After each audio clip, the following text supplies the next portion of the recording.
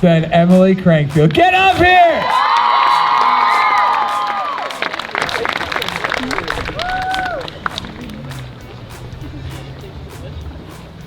Sweet. Awesome. How's everybody doing? Yeah! Good.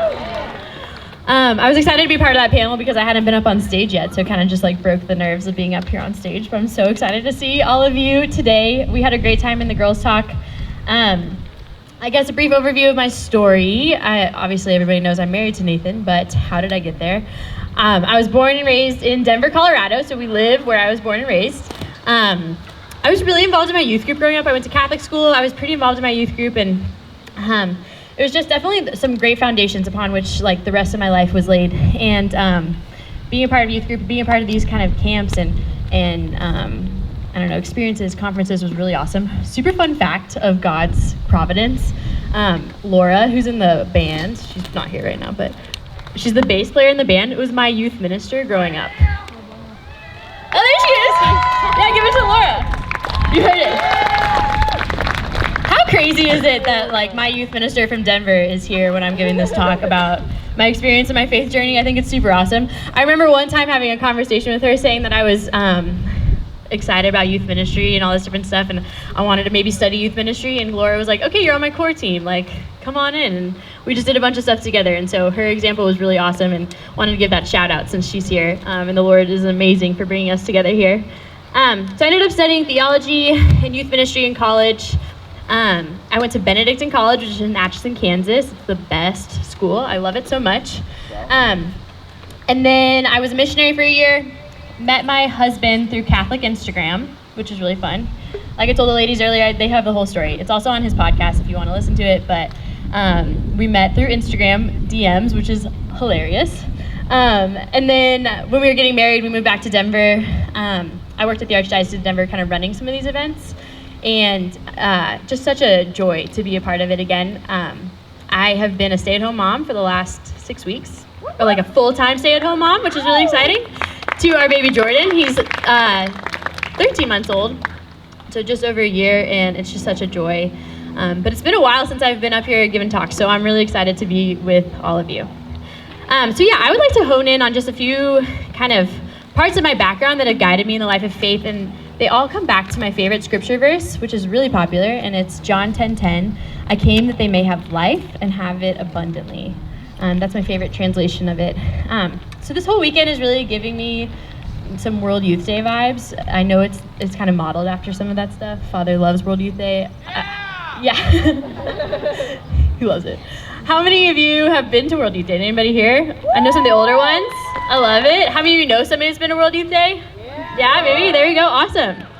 I was blessed to go to World Youth Day in the hometown of my favorite saint, John Paul II, in Krakow, the summer after my freshman year of college. And yeah, just kind of looking at, I've been involved in a lot of these kind of events. I've helped out with conferences, I've run conferences, I've participated in a lot of different retreats and conferences and everything like that. And when I look at these events, I think there's a few different ways we can look at them. First of all, a lot of times these are like sparks along our faith journey, right? So maybe we're kind of going through a mundane time in our faith walk, and we go on one of these experiences, and it really sparks our faith. It propels us on to the next one, right? And that can be really good, but we can't leave our faith just at these conferences. Our experience of faith cannot be found just here. So there's some other times where these experiences are real, just turning points in our lives. They really like put us on the path to growing in deeper relationship with the Lord. And maybe that's not this exact experience this weekend for you. Maybe it'll be the next one you go on, or maybe it was the last one you went on, right? I think these events can be really helpful in our faith journey. But for me, what was really transformational when I kind of looked back at the trajectory of my walk with the Lord, it was that World Youth Day where it was a turning point. It was a new movement in my faith life. And so yeah, all of these kind of ups and downs are really normal. So I want to speak to anybody who maybe has not felt like they've gotten much out of this weekend.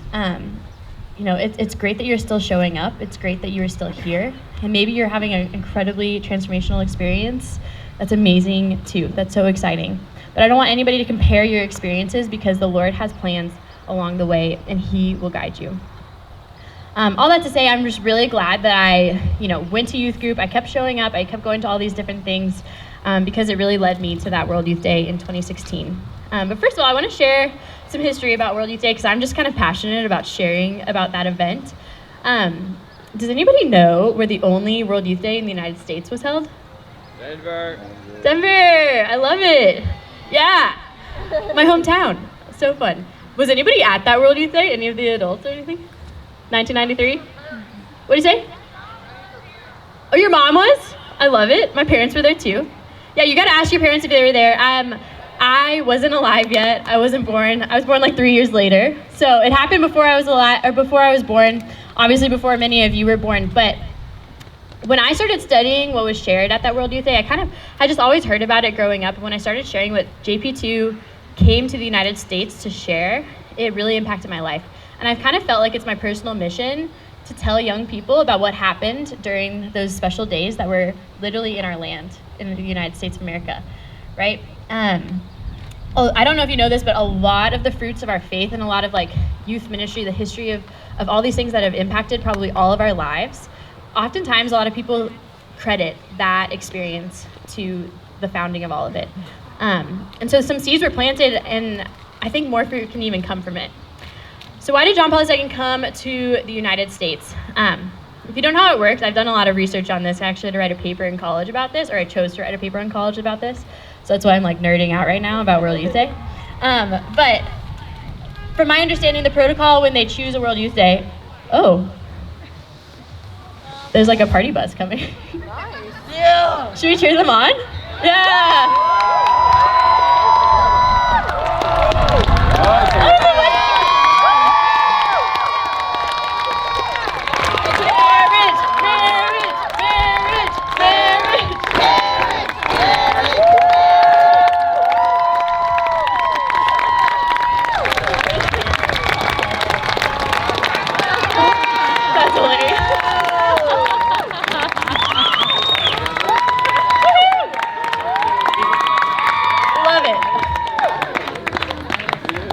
That's amazing. Okay. We're gonna rein it back in. That was a hilarious little interlude right there.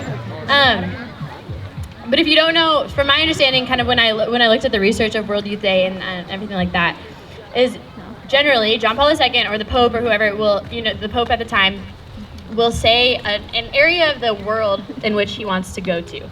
Okay, so he'll be like, I want to go to Asia, or I want to go to the United States. And JP2 in 1993, he said he wanted to go to the United States. I don't know if you know this, but he was the first Pope to come to the United States. Nobody really kind of traveled over here from our church. And he said he wanted to come to the United States, but he was immediately met with some pushback, right? They said that, United States is too secular. Nobody really cares about the faith there. There's some things going on. There's history of the faith there, but it was way too modern and the church is dead. There would be no reason to go there.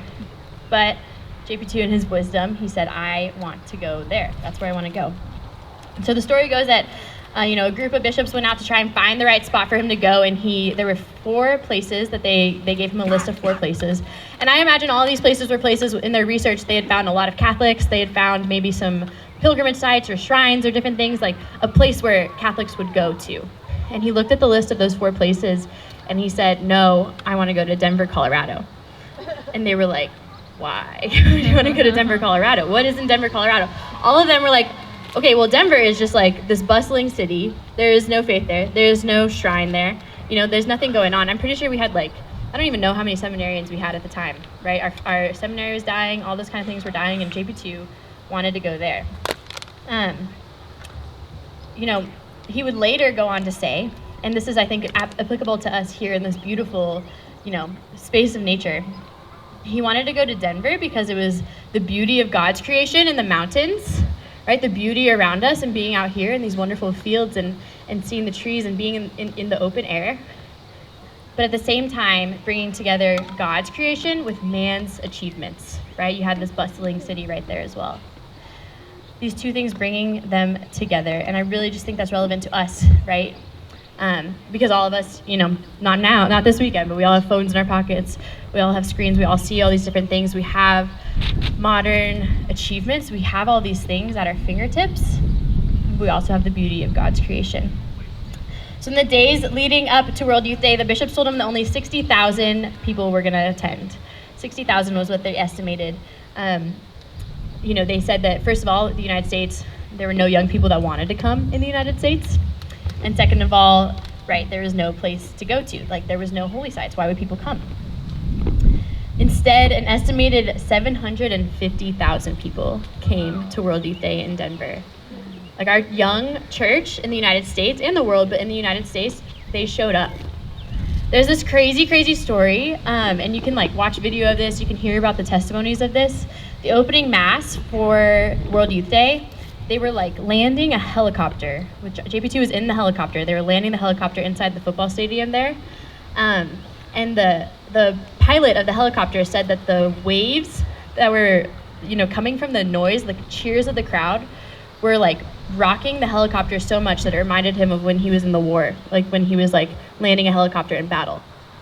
That's how excited people were to see the Pope, right? Proving everybody wrong, especially proving these people wrong who just thought that our young church in America didn't care, could care less.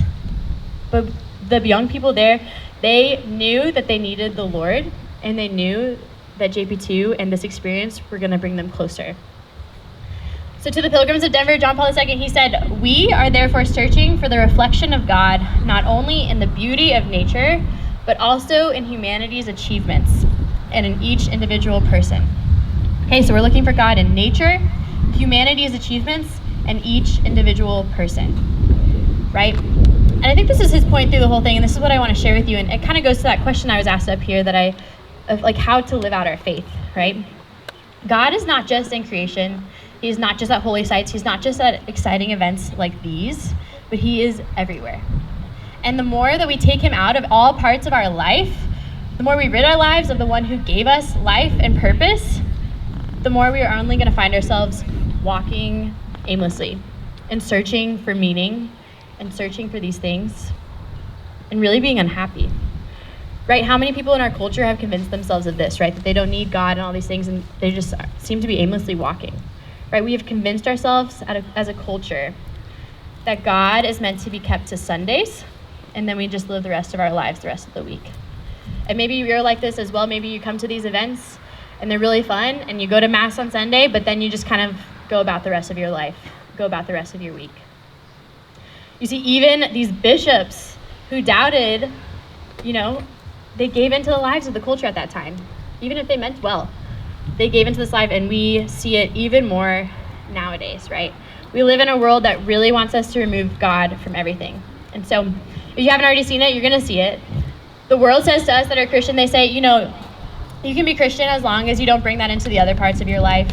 Or you can be Christian but keep prayer to the quiet of your house, to Sundays at church, but don't make anybody uncomfortable by praying in public. Sometimes we hear people say you can be Christian, but don't share your beliefs about abortion, gender ideology, sexuality, all these other things. Don't share your beliefs with others. And in fact, actually, you should believe all of what we believe, right? You should actually believe what we believe. So often we hear you can be Christian, but keep Sundays to Sundays and live your life the rest of the week. And honestly, the more we as a church and the more as we as individuals go along with this, the more the world has slowly convinced us not to be faithful at all. And the more the world will convince us not to be faithful at all. I hope this isn't the case for you guys, but I went to Catholic school. I had 60 people in my class in my Catholic school growing up. And I can honestly count on one hand, I don't know everybody's story, but I can count on one hand the amount of people that I see still living out their faith. And we had the same foundations, we had the same things open to us, we had the same things available to us. And sometimes I just wonder why. Why is that? And I really think that it's because we hadn't allowed it, many of them didn't allow it to take over their whole life. Right? I see them getting married, or I see them maybe not getting married at all, living with their significant other. I see them getting married outside the church, you name it. And it really hurts my heart, right? What could we have done differently? They didn't let it take over their whole life. And that's what the devil wants to do. The more we keep our faith to ourselves, the more quickly it dies, and the quicker we let go of it. And I know I personally went around, I went about this personally too. it wasn't until I let my faith take over all aspects of my life in the same way that John Paul II was calling us to bring our faith into all aspects of the culture, that it really was a turning point for me. You know, I would go to prayer, I was involved in youth group, I did all these things, but when I was alone or in private, I would struggle with different things. When I interacted with strangers, I wasn't kind, I wasn't generous.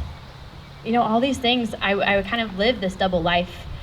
But our faith is a faith that brings abundant life, right? It brings joy, and it is something we need to bring into everything. So John Paul II, in response to all these things, he said, go in search of God because he can also be found at the heart of a modern city or a modern culture. Because everything in this world exists because God has brought it into existence, right? God is a part of everything. We as Catholics, we must remind the world and the culture of its creator, and we must live lives that show the world that God exists, right? That he brings hope, that he brings healing, that he brings life, and he brings joy. We must do that. And so JP2, he planted this seed in a lot of people to go back to their secular world, to go back into the culture, and to truly be pilgrims there. So like I said, when I let these words penetrate my heart, it changed everything. It changed the way I looked at other people. It changed the way I interacted with people. It changed the way I dated, the way I went about my studies, all of that. But how do we live this out? Where do we go from here, right? This conference is going to end, and you're going to go forward. Where do we go from here?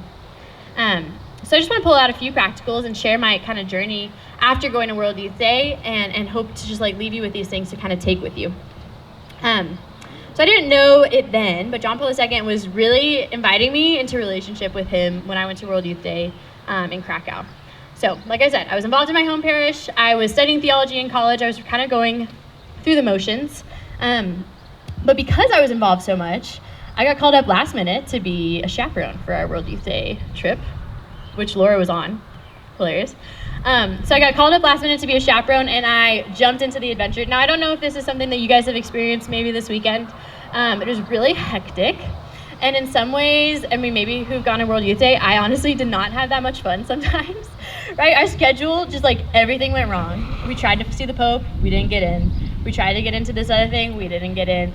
Everything kept going wrong. And there was a lot of us who were whining. I still remember, and God bless our priests, they are still human and we need to remember that. I remember our priest at the end of the trip, it really struck me, but he was like, I had to go to confession twice this week because it was such a rough week.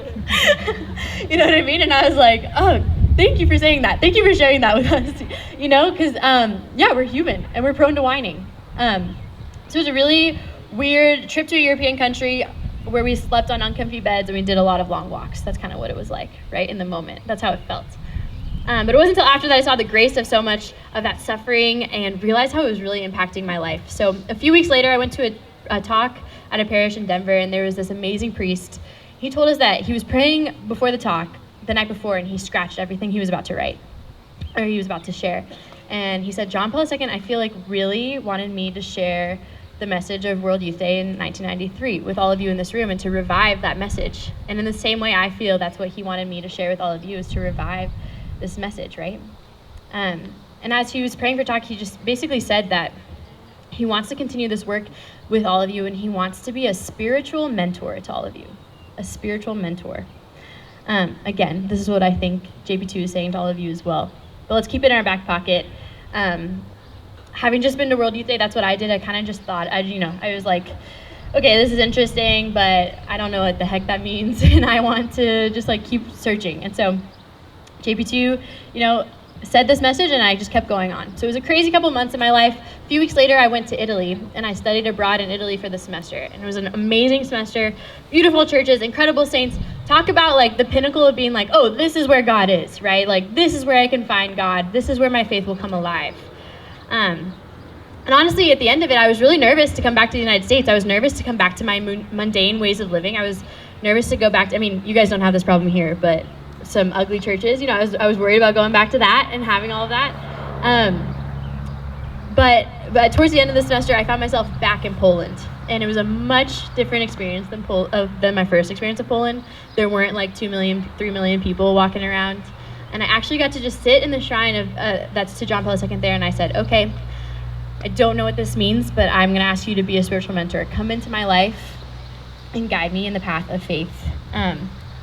You see, as Catholics, we can literally have relationship with these saints, right? When they're alive and when they're walking the earth, there's no way for you to like get to know John Paul II, right? Maybe some people have been given that privilege, but now that he's in the communion of saints, like we can actually get to know him, right? We can actually be in a relationship with him. I think Enoch said that last night. He was talking about when we go to confession, the saints cheer for us, right?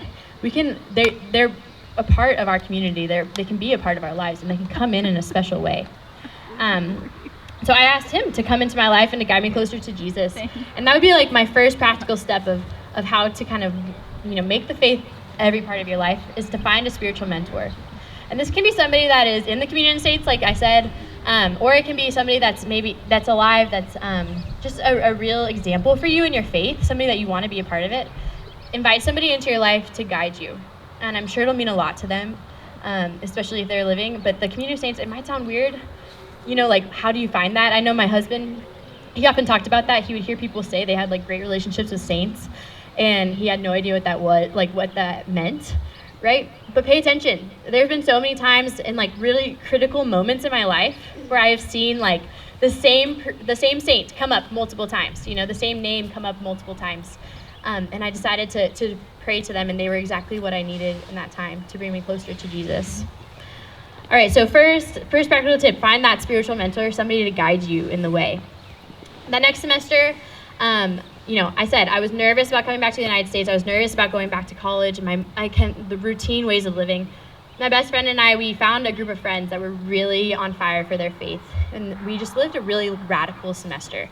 It was pretty crazy. We gave up a lot of, we did a lot of fasting. We did a lot of prayer together. We gave up social media, television, all these different things. There was just a moment where the Lord sparked in all of our hearts this desire to go deeper. And those relationships were so incredible. Right? So that's the second concrete step, is to surround yourself with people who are living the faith. Right? And if you're having a hard time finding them, pray to the Lord to bring them into your life. This is a great place to find them also, if you haven't found other friends. You got to have people to run with. To find a mentor, find friends to guide you. Like I said, I had to write a paper on evangelization. I had to write a paper, and I decided to write it on John Paul II. And it was just something that was like in my mind a lot. I had heard about World Youth Day. It was something I was keeping in my back pocket, something I wanted to be, involved in or to learn more about. And all I did was I simply dove into the words. I just opened up a book that had all of the writing, all the talks that JP2 gave at World Youth Day. And it was like so overwhelming to see the beauty and the richness of what was available to us, right? So that's a third practical tip, is to study our faith. There's so much beauty to our Catholic faith that you can find, right? Dive into it. If there's something that sparks your attention, something that interests you, there's something written about it at some point, right? Encourage you to do that. My whole outlook kind of changed when I did that. And then finally, we cannot do any of this without rooting ourselves in the sacraments and daily prayer. So like I said, we had a really radical prayer life that time. And I almost said this when the question was asked about what to do with your free time right now. Throughout life, some things I was able to have really, really rich and really long periods of prayer time. And now, as a mom to a 1-year-old, I absolutely do not have that time anymore. I have no time to just like sit and pray in the way that I used to. But I'm so grateful that when I was your age and when I was a little older than that, I actually took the time to build the foundations of prayer and to go to daily mass and to be dedicated to those things, because I saw the fruit that it had in my life. And now, when I get the opportunity, I run to it. I crave it. I crave the Eucharist. I want to be in communion with the Lord and to go to mass, and all of that started from being kind of your age and experiencing that, right? You are building the foundations right now and planting the seeds that will continue to grow. All right, so all of this, you have my story, you have World Youth Day in Denver. What does all this have to do with any of you? Like I said, it's easy to feel God at holy places or at events like these because he is here and he is very tangibly seen here. He's very tangibly felt here. But my faith came alive in the day-to-day. My faith came alive when I came back to the United States, came back to my everyday life, and I chose to live out the faith each day, day in and day out. That's where my faith came alive, right? It's not just these major events, although they can be sparks, although they can be turning points. If we want to have a truly rooted faith life, we have to choose to live it out each and every day.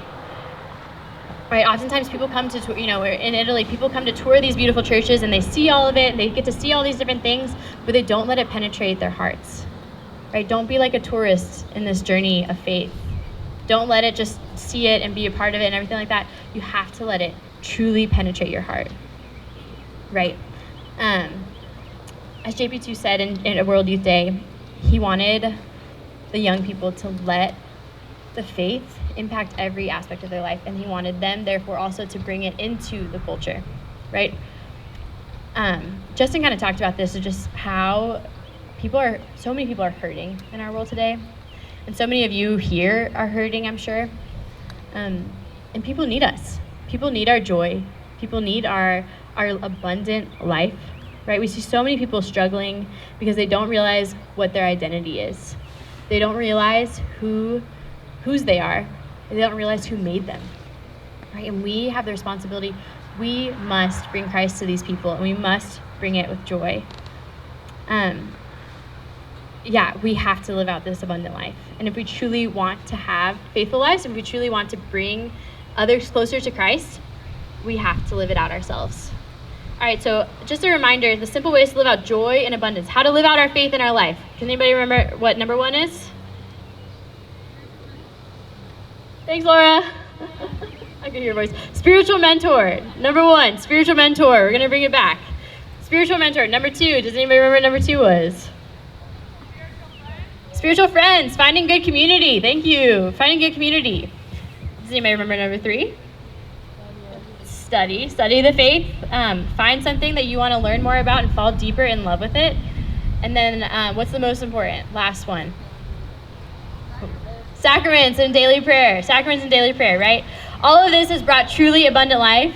That I talked about was like the scripture verse and the theme of, it was actually the theme of World Youth Day. That's also why I love it. It was the theme of World Youth Day in 1993.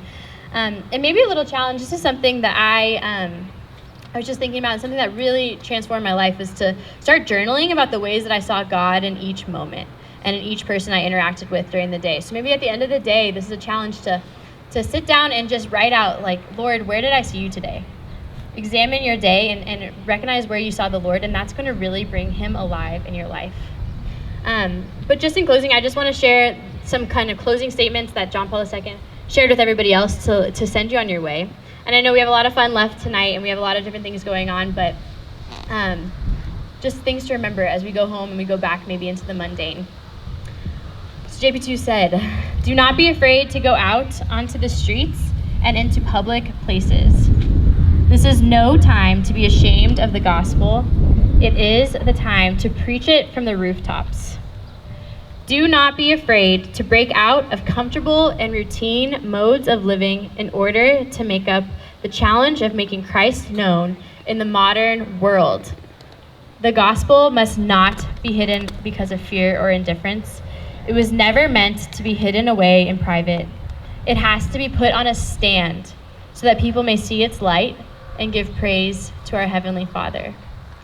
All right, as JP2 called the people back then to live this out, I call all of you to do it as well today, to join me in bringing abundant life to our world. Thank you so much. Let's live this out.